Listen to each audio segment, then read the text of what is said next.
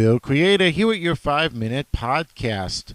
Another update on the Wild Strawberries movement in Taipei, Taiwan. That's a students' movement protesting to support civil rights and the right to demonstrate. The executive yuan, that's their government, their Congress, has raised the issue of revisions to the parade and assembly law recently. However, the new version adopts a compulsory registration system whose content preserves restrictions, including assembling without registration is illegal, establishing forbidden areas. Police had the right to alter the time, place, and form of a parade. The police can command dissolution of the parade without explicit standards and the criminal and administrative sanctions relating to assembly. Namely, the revision contains no practical improvements, only the change of name from permission to registration. The students had some negotiation with the government, and this is what they came back with. They are having another meeting coming up soon. I believe that's on November 27th. I have a little bit of audio from the event right here. This morning at 9:30, the legislator of the Committee on Inner Affairs came to the Liberty Plaza to invite sitting students to join the public hearing of the revision of parade and assembly law, which is going to be held on November 27th.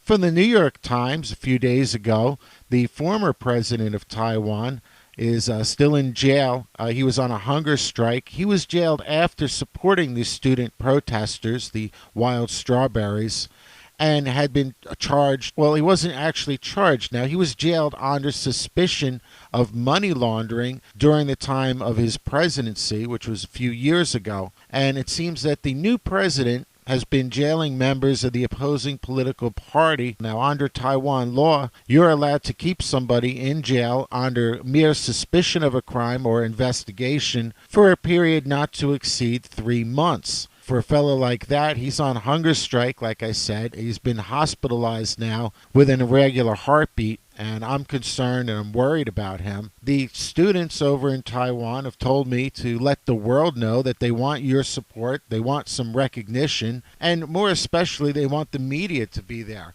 Now, I can tell you from the statistics on this podcast that people are very, very interested in this event. In fact, when I first mentioned this in a previous podcast, my ratings shot right up. So if you're interested in getting good ratings for your TV or radio station or your newspaper, I would strongly encourage you to cover this event, because people in America right now are not getting news of this event.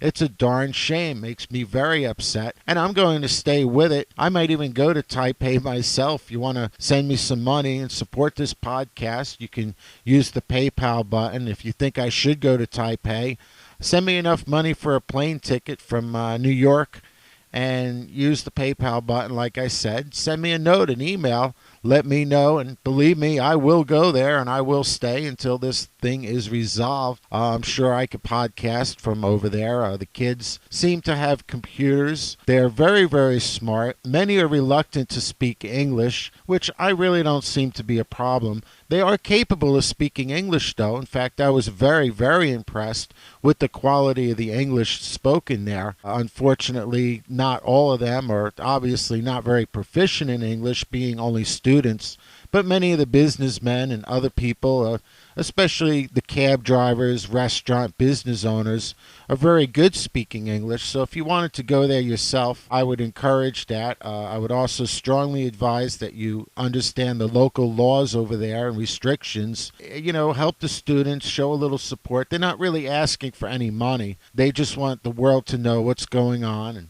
I was thinking of calling up the Taiwan embassy up in New York City, but guess what? There is no embassy. Taiwan is not recognized as a country, and that's another controversy. The best thing you could do is perhaps talk to people at the Chinese embassy. Maybe a phone call would help. It seems that the president of Taiwan has been totally corrupted by forces from China, which is what started this protest in the first place. A trade agreement was signed without the consent of the Taiwan Congress, and this goes against their constitution.